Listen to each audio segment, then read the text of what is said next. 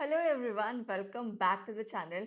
आज की वीडियो उन सभी लोगों के लिए बहुत बहुत ज़्यादा इम्पोर्टेंट होने वाली है जो 10th से 11th में जा रहे हैं और कॉमर्स लेने का प्लान कर रहे हैं।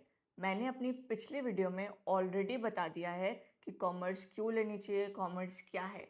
बट जब तक आपको क्या पढ़ना है उसका एक्चुअल सिलेबस नहीं पता होगा तब तक आप डिसीजन मेकिंग नहीं कर सकते हो। तो आज की वीडियो में हम जानेंगे कि हमें एक्चुअली पढ़ना क्या है।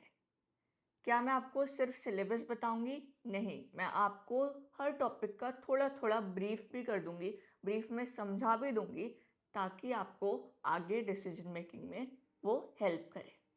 देखो, सबसे पहले कॉमर्स के 3 मेन सब्जेक्ट्स होते कौन से हैं? सबसे पहला अकाउंटेंसी, दूसरा इकोनॉमिक्स और तीसरा बिजनेस स्टडीज़। हम एक एक करके सभी के सिलेबस को जानेंगे और समझेंगे। सबसे पहले हम आते हैं अपने अकाउंट्स के सिलेबस में। देखो, पूरा ही 100 मार्क्स का पेपर होगा जिसमें थ्योरी 80 मार्क्स की होगी और आपका प्रोजेक्ट 20 मार्क्स का होगा। अकाउंट्स का सिलेबस जानने से पहले क्या हमें ये पता होना चाहिए कि वो है क्या। देखो, होता क्या है कि एक बड़ा बिजनेसमैन जो होता है ना, उसके दिन भर में बहुत सारे ट्रांजैक्शंस होते रहते हैं। ट्रांजैक्शन मतलब लेन देन। तो क्या उन सभी ट्रांजैक्शन को वो याद रखेगा? नहीं, कि आज मैंने ये खरीदा था, आज मैंने वो बेचा था, आज मेरा यहाँ से पैसा आया था, आज मैंने वहाँ पैसा दिया था। नहीं, वो याद नहीं रख सकता। तो वो क्या करेगा? उन सबको रिकॉर्ड करेगा। तो accounting is recording of transaction. क्या रिकॉर्ड करके सारा काम हो जाएगा? नहीं। उसके बाद रिकॉर्ड करने के बाद वो क्या करेगा? उन सभी ट्रांजैक्शन को समराइज करेगा, एक जगह इकट्ठा करेगा। तो accounting is summarizing of transaction. क्या समरी निकाल के भी काम बन जाएगा? समरी हम निकाल क्यों रहे हैं? ताकि हम प्रॉफिट एंड लॉस डिटरमाइन कर पाए, ताकि हम ये जान पाए कि जितने भी हमने ट्रांजैक्शन करे हैं उससे हमें मुनाफा हुआ है या घाटा हुआ है। तो accounting is analysing of transactions. क्या हम प्रॉफिट एंड लॉस निकाल के भी हमारा काम हो जाएगा? नहीं। उसके बाद हम ये निकालेंगे कि क्या हमारी कंपनी आगे ग्रो कर सकती है। अगर उसके पास प्रॉफिट है तो वो कर सकती है, या फिर हमारी कंपनी का दिवालिया निकल चुका है। दिवालिया कब निकलेगा? जब वो लॉस में चले जाएगी। तो accounting is reporting of financial transaction. तो अगर हम पूरे ही मीनिंग को समराइज करें तो accounting is recording of transaction, it is summarizing of transaction, it is analyzing of transaction, and it is reporting of financial transaction of a business। पूरा ही syllabus 3 part में डिवाइडेड है। पार्ट सी पूरा project work है, and then part A and part B.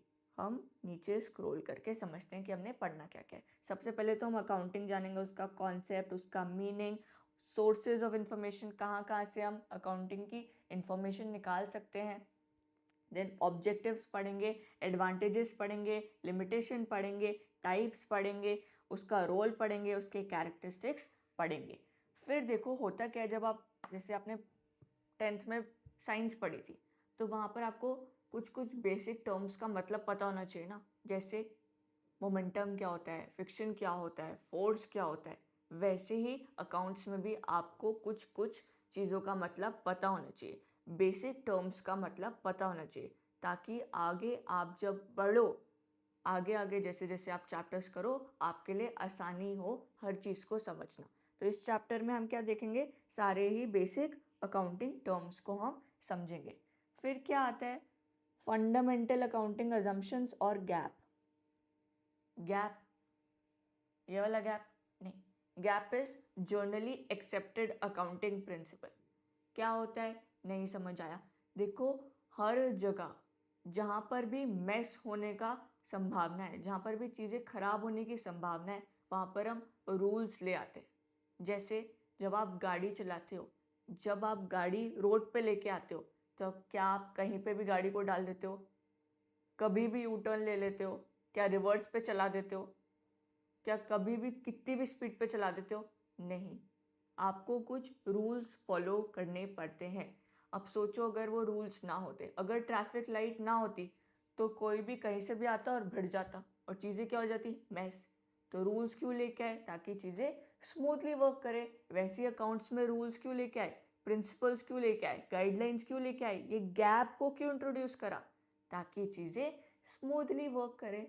समझना बहुत easy है, बस टर्म्स थोड़े कॉम्प्लिकेटेड है, बट उनका मीनिंग बहुत ज़्यादा इजी है। फिर हम सारे कॉन्सेप्ट पढ़ेंगे कि हमने जो ट्रांजैक्शन को रिकॉर्ड करना है वो कैसे रिकॉर्ड करना है, किस बेसिस पे रिकॉर्ड करना है। फिर हम जीएसटी के बारे में पढ़ेंगे। जीएसटी तो आपको पता होगा, जब भी हम कोई चीज़ खरीदते हैं या कोई भी सर्विस लेते हैं, थोड़ा पैसा सरकार को भी देना पड़ता है, तो वो हमारा जीएसटी है। फिर हमारा अकाउंटिंग प्रोसेस आता है, ये मोस्टली हमारा प्रैक्टिकल पोर्शन है। इसमें हम बहुत सारी बुक्स बनाना सीखेंगे, जैसे sales book, purchase book, journal, purchase return book, sales return book. अभी नहीं समझ में आएगा, धीरे धीरे सब समझ में आ जाएगा। मैं सिर्फ आपको बता रही हूँ कि हम पढ़ने क्या वाले। फिर उसके बाद हम बैंक रिकन्सिलेशन स्टेटमेंट बनाना सीखेंगे। बैंक रिकन्सिलेशन स्टेटमेंट, रिकन्सिलेशन तो बोला भी नहीं जा रहा है, समझा कैसे जाएगा। देखो मैं आपको बहुत ही आसान वे में एक बार समझा देती हूँ कि होता क्या है। देखो दो टाइप की बुक होती है, एक होता है कैश बुक, एक होता है पासबुक। कैश बुक कौन मेंटेन करता है, बिजनेसमैन। वो अपने सारे ही कैश के ट्रांजैक्शन को कैश बुक में लिख देता है। पासबुक कौन मेंटेन करता है, बैंक। कभी कभी ऐसा होता है कि पासबुक में कोई एंट्री रिकॉर्ड हो जाती है और कैश बुक में वो एंट्री नहीं रिकॉर्ड हो पाती। एग्जाम्पल, जैसे आपने अपने दोस्त को उधार दिया था 1000 रुपये, उसने क्या करा, सीधे आपके बैंक अकाउंट में डाल दिए। आपको कानों कान खबर नहीं लगी, तो क्या बैंक ने रिकॉर्ड कर लिया होगा, हाँ, क्योंकि उसने डाल दिए, वहाँ पर एंट्री बन गई होगी। पर क्या आपने रिकॉर्ड करे वो 1000 रुपये, नहीं। तो पासबुक और कैश बुक में 1000 रुपये का डिफरेंस आ गया ना। तो इसी डिफरेंस को सॉर्ट आउट करने में, इसी डिफरेंस को सही करने के लिए हम बैंक रिकन्सिलेशन स्टेटमेंट बनाते हैं। क्या समझ में आया? अगर आपको 30% भी समझ में आया ना, आपका मतलब अगर आपको 30% भी आपके दिमाग में गई वो चीज़ें, या थोड़ी बहुत भी रिलेटेबल लगी, तो दैट इज़ इनफ।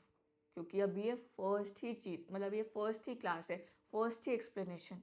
इतनी जल्दी हर चीज़ नहीं समझ में आती है। फिर आता है हमारा डेप्रिसिएशन। डेप्रिसिएशन क्या होता है, आप कोई फ़ोन 15,000 रुपये का लेके आए, उसको आपने 1 साल मस्त यूज़ करा, फिर 1 साल बाद क्या आप उसे 15,000 का बेच दोगे? नहीं, वो सस्ते में बिकता है, उसकी वैल्यू डिक्रीज हो जाती है। सपोज वो 5,000 में बिका, तो जो 10,000 का डिक्रीज आया वो क्या है, हमारा डेप्रीसिएशन। फिर हम पूरा डेप्रिसिएशन के बारे में डिटेल में समझेंगे, कितने मेथड्स होते हैं, कौन सा मेथड यूज़ करना चाहिए, उसके एडवांटेजेस क्या होते हैं, उसके डिसएडवांटेजेस क्या होते हैं। फिर हम ट्रायल बैलेंस बनाना सीखेंगे। ट्रायल बैलेंस मतलब, कभी कभी क्या होता है, हम सारे ट्रांजैक्शन को रिकॉर्ड कर देते हैं, हमसे कुछ गलती हो सकती है ना, तो उस गलती को कैसे हम फाइंड आउट करेंगे, ट्रायल बैलेंस बना के। जब हमारा ट्रायल बैलेंस पूरा मैच कर जाएगा, तो मतलब हमने कोई भी गलती नहीं करी है। फिर इसके बाद एक और चीज़ आती है, रेक्टिफिकेशन ऑफ एरर्स पढ़ेंगे ट्रायल बैलेंस के साथ। रेक्टिफिकेशन ऑफ एरर्स मतलब, कभी आपसे गलती से मिस्टेक हो गई, तो उसको आप सही करोगे ना, तो उसको कैसे सही करना है, कितनी टाइप्स की मिस्टेक होती हैं, उन सबको हम रेक्टिफिकेशन ऑफ एरर्स में पढ़ेंगे। पार्ट बी आएगा हमारा फिनेंशियल अकाउंटिंग। इसमें हम फिनेंशियल स्टेटमेंट्स बनाना सीखेंगे। फिनेंशियल स्टेटमेंट्स मतलब ट्रेडिंग अकाउंट बनाना सीखेंगे, प्रॉफिट एंड लॉस अकाउंट बनाना सीखेंगे, बैलेंस शीट बनाना सीखेंगे, और हमारी अकाउंट्स ख़त्म हो जाएगी। बस इतना ही है, हाँ इतना ही है, और बहुत ईजी है, कॉम्प्लिकेटेड कुछ भी नहीं है, डरना नहीं है। अकाउंट्स से बहुत सारे लोग डरते हैं, बट हमें नहीं डरना। फिर आता है हमारा इकोनॉमिक्स का सिलेबस। क्या इकोनॉमिक्स भी 100 मार्क्स की है? जी हाँ, इसमें भी 80 मार्क्स की थ्योरी है, 20 मार्क्स का प्रोजेक्ट है। अब इकोनॉमिक्स में हमें दो चीज़ें पढ़नी पड़ती हैं। इकोनॉमिक्स हमारा दो पार्ट में डिवाइडेड है। सबसे पहला स्टैटिस्टिक्स और दूसरा माइक्रो इकोनॉमिक्स। आपकी दो बुक्स होंगी, जब आप बुक्स लेने जाओगे। मैं बुक्स में भी वीडियो बनाऊंगी कि हमें कौन सी रेफरेंस बुक लेनी चाहिए, कौन सी नहीं लेनी चाहिए। थोड़ा पेशेंस रखिए, धीरे धीरे सब आएगा। इकोनॉमिक्स के सिलेबस में आते हैं, दो पार्ट में डिवाइडेड है, एक है स्टैट्स, दूसरा है माइक्रो इकोनॉमिक्स। स्टैटिस्टिक्स क्या होता है? स्टैटिस्टिक्स मतलब नंबर से सेंस बनाने को स्टैटिस्टिक्स बोलते हैं, अगर बहुत ही आसान भाषा में समझे तो। नंबर से सेंस बनाना मतलब, जैसे मैं एक टीचर हूँ, ठीक है, मुझे 50 बच्चों के नंबर बताए गए और मैंने लिख दिए। क्या वो लिखे हुए नंबर कोई सेंस बना रहे हैं? क्या मुझे उससे मैं कुछ कंक्लूजन निकाल पा रही हूँ? मैंने बस लिख रखे हैं वो नंबर? नहीं। अब मैं इन्हीं नंबर को एक टेबल में लिख दूँ, उनका एवरेज निकाल दूँ, तो क्या अब मैं कुछ कंक्लूजन निकाल पा रही हूँ? क्या अब मेरे से कोई पूछेगा कि मैम आपकी क्लास में कितने बच्चे पास हुए, कितने बच्चे बिलो एवरेज हैं, कितने बच्चे एवरेज हैं, कितने बच्चे अबव एवरेज हैं, तो क्या मैं अब उनको बता पाऊंगी? क्या अब वो नंबर सेंस बना रहे हैं? तो जब भी नंबर को हमें सेंस बनवाना होता है तो हम स्टैटिस्टिक्स का यूज़ करते हैं। क्या ये टैबुलर फॉर्म में जो लिखा है ये स्टैटिस्टिक्स है? क्या एवरेज निकालना स्टैटिस्टिक्स है? जी हाँ। इसमें हम पढ़ने क्या वाले हैं? सबसे पहले तो हम मीनिंग, इंट्रोडक्शन वगैरह पढ़ेंगे, क्या होता है, कैसे होता है, एडवांटेजेस, डिसएडवांटेजेस, ये सब पढ़ेंगे। फिर हम ये सीखेंगे हम कलेक्ट कैसे करते हैं इन्फॉर्मेशन को। जैसे मैंने अभी सारे बच्चों के मार्क्स कलेक्ट करे थे, तो वो हम उसका प्रोसीजर सीखेंगे। फिर ऑर्गेनाइज कैसे करते हैं, जैसे मैंने एक टैबुलर फॉर्म में उसे ऑर्गेनाइज करा था। फिर हम उसको प्रेजेंट कैसे करते हैं, आपने ग्राफ्स देखे होंगे, 10th में ग्राफ्स बनाए भी होंगे, तो हम ही जो वो टैबुलर फॉर्म में हमें जो ऑर्गेनाइज करा है उसको हम प्रेजेंट करना सीखेंगे, ठीक है। फिर हम टूल्स सीखेंगे। टूल्स में क्या आता है? मीन, मीडियन, मोड, जो आप पढ़ के आए होगे। कोरिलेशन मतलब दो चीज़ों के बीच में रिलेशन निकालेंगे। इंडेक्स नंबर मतलब कोई भी चेंज हुआ होगा तो उस चेंज को हम कैसे मेजर करेंगे, वो हम इंडेक्स नंबर में सीखेंगे। चेंज मतलब, जैसे 2020 में कोई चॉकलेट 100 रुपए की मिलती थी, अब 2026 में वो 150 रुपए की मिल रही है। क्या चेंज आया? 50 रुपए का। क्या हम उसे मेजर कर सकते हैं कि हाँ 2020 से 2026 तक उस चॉकलेट में 50% प्राइस का इंक्रीज हुआ है? यही हम इंडेक्स नंबर में पढ़ेंगे। फिर आता है हमारा माइक्रो इकोनॉमिक्स। देखो, स्टैट्स भी 40 नंबर की है और माइक्रो इकोनॉमिक्स भी 40 नंबर की है, दोनों को इक्वल इज्जत देनी है। माइक्रो इकोनॉमिक्स में क्या पढ़ने वाले हैं? सबसे पहले तो इकोनॉमिक्स क्या होता है। माइक्रो तो तब पढ़ेंगे जब इकोनॉमिक्स का मतलब पता होगा। इकोनॉमिक्स पढ़ते क्यों हैं? देखो, होता क्या है कि हमारे पूरे वर्ल्ड में, पूरी दुनिया में क्या अनलिमिटेड रिसोर्सेज हैं? क्या अनलिमिटेड पैसा है? क्या अनलिमिटेड पीने वाला पानी है? क्या अनलिमिटेड गोल्ड है? क्या अनलिमिटेड सिल्वर है? नहीं। पर क्या हमारी वांट्स अनलिमिटेड हैं? क्या हमें और चाहिए, और चाहिए, और चाहिए? क्या हमारी जो वांट्स हैं वो कभी सेटिस्फाई होती हैं? नहीं। हमारी वांट्स क्या है? अनलिमिटेड है। पर हमारा जो रिसोर्सेज है, जो दुनिया में रिसोर्सेज हैं, वो क्या है? लिमिटेड है। तो हम इकोनॉमिक्स में क्या सीखते हैं कि हम कैसे लिमिटेड रिसोर्सेज से अपनी अनलिमिटेड वांट्स को पूरा करेंगे। माइक्रो इकोनॉमिक्स क्या होता है? माइक्रो इकोनॉमिक्स इज छोटे स्केल में इकोनॉमिक्स को पढ़ना। 12th में जाके हम मैक्रो इकोनॉमिक्स पढ़ेंगे। मैक्रो इकोनॉमिक्स इज बड़े स्केल में इकोनॉमिक्स को पढ़ना। इसमें हम क्या क्या पढ़ेंगे? सबसे पहले तो इंट्रोडक्शन आएगा, वही माइक्रो इकोनॉमिक्स क्या होता है, मैक्रो इकोनॉमिक्स क्या होता है, इकोनॉमी क्या होती है, प्रॉब्लम्स क्या होती है इकोनॉमी का। फिर हम कंज्यूमर इक्विलिब्रियम और डिमांड पढ़ेंगे। कंज्यूमर इक्विलिब्रियम मतलब किस पॉइंट पे जाके कंज्यूमर मैक्सिमम सेटिस्फाइड होता है, ये हम कंज्यूमर इक्विलिब्रियम में पढ़ेंगे। डिमांड क्या होता है? डिमांड इज मांग, मांग नहीं, मांग, विलिंगनेस टू बाय। अभी आप बता सकते हो किस चीज़ की डिमांड सबसे ज़्यादा है? एलपीजी सिलेंडर की है ना। सब चाहते हैं कि हमारे घर में जितने ज़्यादा हो सके उतने एलपीजी सिलेंडर हो। तो हम डिमांड वगैरह पढ़ेंगे, मार्केट डिमांड पढ़ेंगे कि कैसे डिमांड को कैसे डिटरमाइन करना है, वो पढ़ेंगे, डिटर्मिनेंट्स ऑफ डिमांड। उसका हम स्केड्यूल बनाना सीखेंगे, उसका कर्व बनाना सीखेंगे, उसका स्लोप बनाना सीखेंगे, कैसे मूवमेंट होता है डिमांड में वो बनाना सीखेंगे। फिर आता है हमारा नेक्स्ट यूनिट सप्लाई, कि प्रोड्यूसर का बिहेवियर। हम तो कंज्यूमर थे, पर जो प्रोड्यूस कर रहे हैं चीज़ें, जो प्रोडक्शन प्रोसेस कर रहे हैं, उसका क्या बिहेवियर होगा, वो कब सप्लाई करेगा।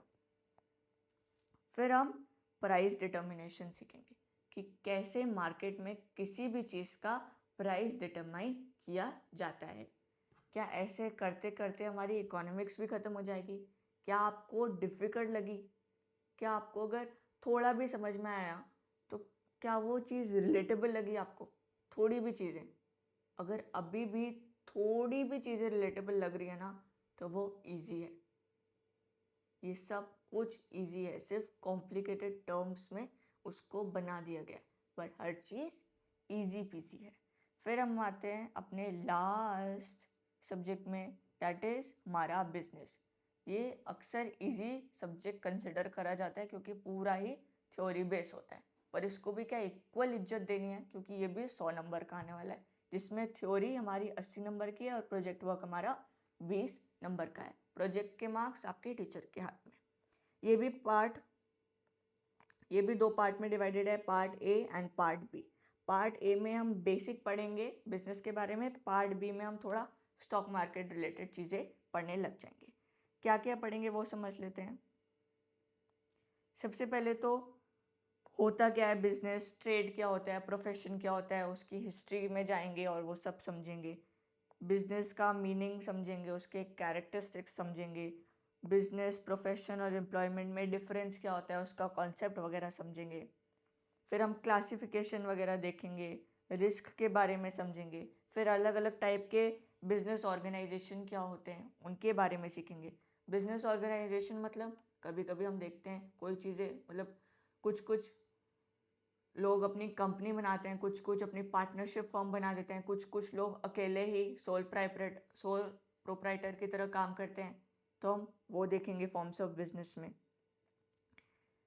कंपनी के बारे में पूरा देखेंगे, फॉर्मेशन कैसे होते हैं कंपनी का वो जानेंगे। हम कैसे चॉइस करेंगे, हम कैसे चूज़ करेंगे कि हमें कौन सा बिजनेस ऑर्गेनाइजेशन में जाना चाहिए, क्या क्या कंप्लायंस करने होते हैं किसी भी बिजनेस ऑर्गेनाइजेशन में जाने के लिए, वो सब देखेंगे।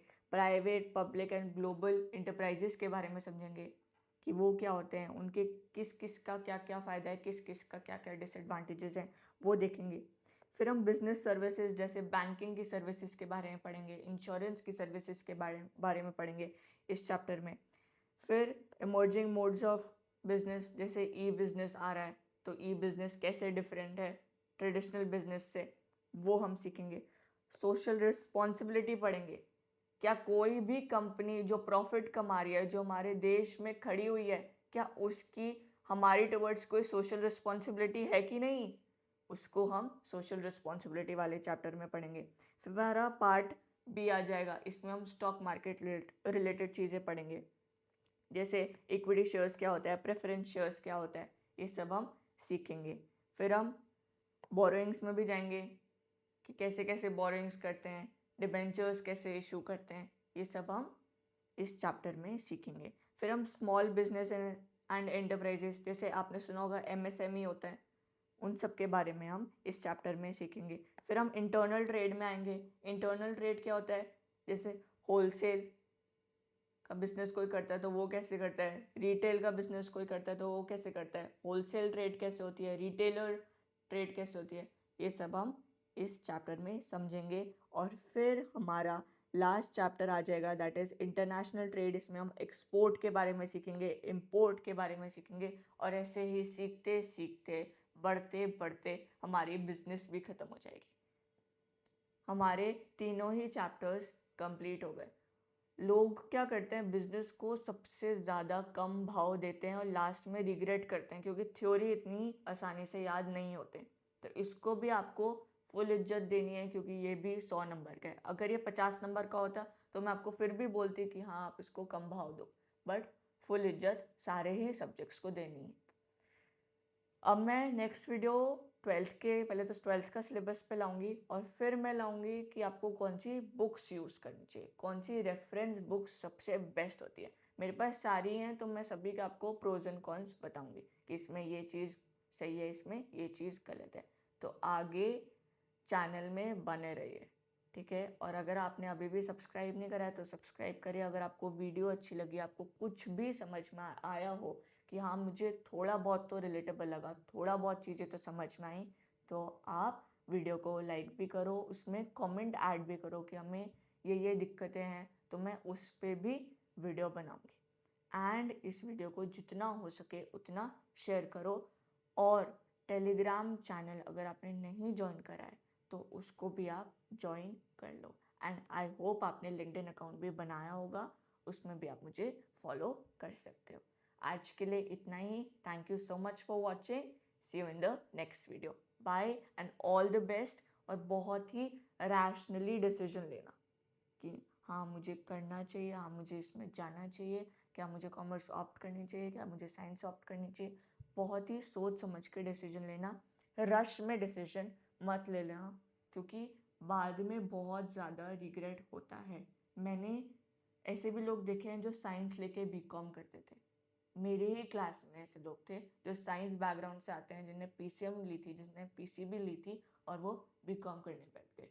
इसलिए उनको तो बाद में रिग्रेट हुआ, आपको बाद में ना रिग्रेट हो। इसलिए फुल टाइम लो, फुल सोचो, सारे प्रोज एंड कॉन्स निकालो, सब चीज़ सोचो और फिर ही आप डिसीजन लो।